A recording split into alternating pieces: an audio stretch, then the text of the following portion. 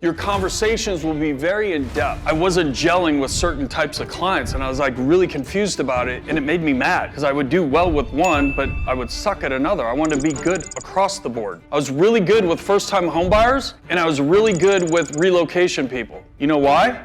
I was a relocator.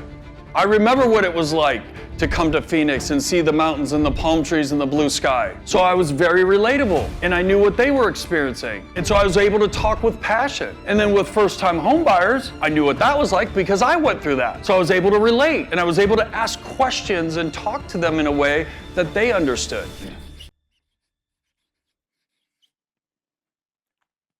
So, who wants to role play with me real quick?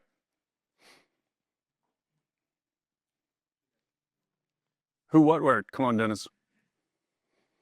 Don't get crazy on me. Let's just do the basic vacation thing. Like, just keep it super generic. Hey, Dennis, I haven't seen you in a while. What have you been up to? Oh, yeah, we and my wife and I, we just got back to Switzerland. Switzerland? Yeah. See, I listened, I observed. I just validated by going, Switzerland? Now I'm going to expand off that. What the hell were you guys doing in Switzerland? Well, I heard there was really good hiking over there, and sure enough, there was, and forgot that they had a lot of Swiss cheese. And so we're eating Swiss cheese and hiking and working it all off, and then did a little bit of bobsledding too. It was incredible. What do you know about bobsledding? See, I expanded again. See what I'm doing? I'm expanding off of what he's talking about, okay? You guys understand this? This will make you an expert communicator when talking to people, okay? Your conversations will be very in-depth. It's crazy how this works. But you got to be careful because this conversation could go super deep, okay? You want to keep people on track. So I'm like, oh, bobsledding, so what was that? How fast did you guys go? See what I'm doing? I'm wanting to know more. I'm expanding the conversation on the answers he's giving me. Well, I saw these influencers doing it on Instagram, and I sent it to my wife, and they said, we need to do this. And so we went there, and it was just like videos. It was incredible. Wow. See, just going, wow. That validates someone. Really? That's a validation. Because I already want to tell you more just from how you're responding to me. And again, this is the art form when talking with people. This can be done on the phone or in person. Because now this person feels like they're being what? Heard. What do they say? 75% of the time, you should be doing what? And the other 25%, talking. Okay? What happens is we reverse that. Oh, you know who I am? I'm a salesperson. I'm the 1% of the 1% of the universe. Don't you know who I am? Oh, I sell a bunch of houses. Barf. No one wants to hear that stuff. Okay? So now let's play with a little basic real estate. Who wants to do that? I'll do it. All right, we're going to go super generic. So Daniel's going to be the customer. I'm going to be the salesperson. Hey, Daniel, we got connected through my website. It says here that you're thinking about purchasing a home in the next 6 to 12 months. Is that correct? Yeah, I was interested. Trying to get where the market's at, and we're looking to buy it within 6 months. Okay, cool. What are you from Phoenix or are you from out of state? No, we're coming out of state, but have family over, so we're just trying to move closer. Okay, out of state. Like, where are you from? Virginia. Virginia. Holy cow. What's that weather like right now? Snowing, it's kind of crazy, but this weather's great too, so. Okay, cool. So why Phoenix? Like, what is it? Is it your work? Is it family? What's bringing you to Phoenix? It's family, yeah. Okay. Do you have work lined up? Yeah, we have a job lined up, so. Awesome. Industry, yeah. Awesome. And so now you're thinking about getting a home. Is this the first time buying a home or have you bought and sold? First time buyer, yep. We rented out in Virginia, and then now we're trying to move over here. Oh, wow. So this is like a big step. Very big step, yeah. So are you more excited or more scared? Which one? All the above. Okay, see what I'm doing?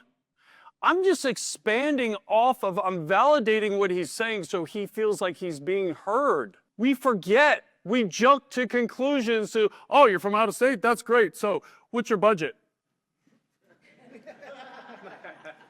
You guys laugh, but that's what we do. That's what I used to do. I didn't understand why people weren't, like, I wasn't gelling with certain types of clients, and I was like really confused about it, and it made me mad because I would do well with one, but I would suck at another. I wanted to be good across the board, okay? I was really good with first-time homebuyers, and I was really good with relocation people. You know why? Relocation, I was a relocator. I remember what it was like to come to Phoenix and see the mountains and the palm trees and the blue sky.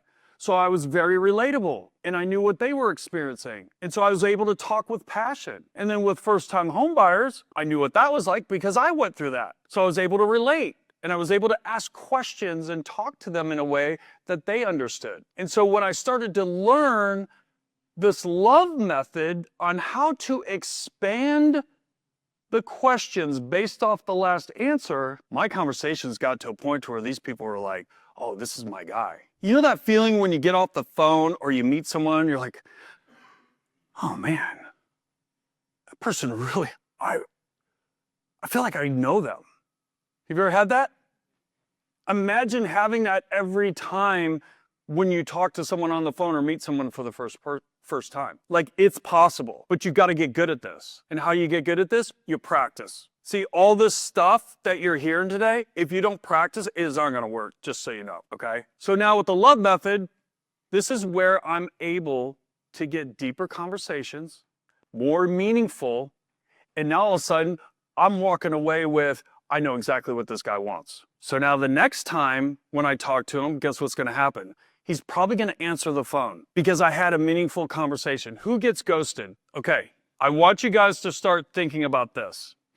Here's the new scorecard I want you to keep. When you get ghosted, that means your first conversation sucked. I'm being blatant. That first conversation wasn't meaningful enough. That first conversation did not make an impact. That first conversation did not wow them. That's why they don't want to talk to you. I hate to say it. Guys, every once in a while, it happens. Like, oh, yeah, I remember the conversation. I kind of went a little too fast. Or maybe I skipped over a step. Or maybe I really didn't hear what he was wanting or she was wanting. You see? See how that works? So the new scorecard is, if you get ghosted, it means you did not do your job up front. I hate to say it, but that's the truth. So this is what I find in that situation. Right now, if I were to give away $1,000, who would be able to give me all their tax info, check stubs, bank statements, last year's, all their stuff? Who has that available right this very second? 3 people, okay? So here's the deal. When you ask people to give them all that stuff to fill out the loan docs, it chokes them out. What I find is that it's almost too much. And if someone's not prepared, so only 2-3 people out of whatever, 25 people in this room would be able to do that. So let that just kind of be an indicator, depending upon who you're talking to, be like, hey, so are you guys like super organized with all your documents, like check stubs and tax returns? Well, I'm probably gonna need to, okay, so what do you think it would take for you to gather that stuff together? How long do you think that would take? You see? See, now all of a sudden, now you're getting a little gauge, right? Because here's what I have found. Sometimes it's the salesperson, and it just depends on how you get the client. If you're hitting the client first, then it needs to come from you in terms of what does that process look like? And give them a little bit of a storyline and kind of sell them on what that process looks like. So then that way all expectations are on the table.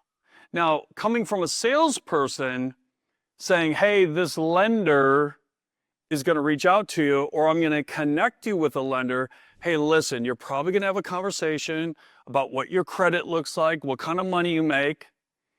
And if the conversation goes well, he's probably going to end up giving you a list of things that you're going to need to give to him in order to get pre-qualified.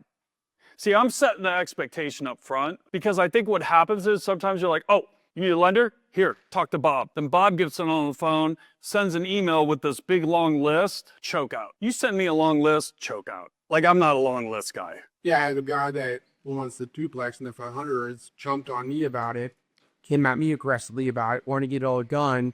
I'm ready to pull the trigger tomorrow or today. And now I've did everything, but now he's gone kind of dark. But they have a multi-million client that's we're putting at 5 to sell his house, and now rose this week. Right. Some people are in the some people have their stuff together. Other people kind of like talk about it, but don't do until it's right for them. It's crazy. Like, think about any major purchase that you've personally made. Think about how your mind works. I have a great example. So my daughter is like, Mom, Dad, when are you guys going to pull the trigger on your plane tickets to come out? I'm like, yeah, babe, we're going to do it. So in December, I looked up plane tickets, okay? Didn't pull the trigger, but my intention is to pull the trigger on airfare. When do you think I actually purchased the tickets? 3 days ago. That was December 15th, January 15th, February 15th, almost 2 months later. But my intention was to do it. Do you see what I mean? People are people. And again, there's no play on words to like trick them into doing it. They have to want to do it. And that's the hard part. Because it's like, hey, I always like to tell people like, so if you could wave a magic wand, like I use stuff like this. I always try to paint pictures and do analogies and do weird shit, right? Because I find it serves me well because I can get people to talk to me. So it's like, hey, listen, if you could close your eyes and paint the perfect picture, tell me what this timeline looks like. If you could wave a magic wand, tell me how this looks because I want to make sure I meet all your expectations and there's no misunderstandings. See, I really like serving that up because it's clean and people get that. That's why it's so important that, again, we're starting over here. We're starting over here, guys. We need to get over here to get the buy-in from the client. Make sense? All right. Where are we at here?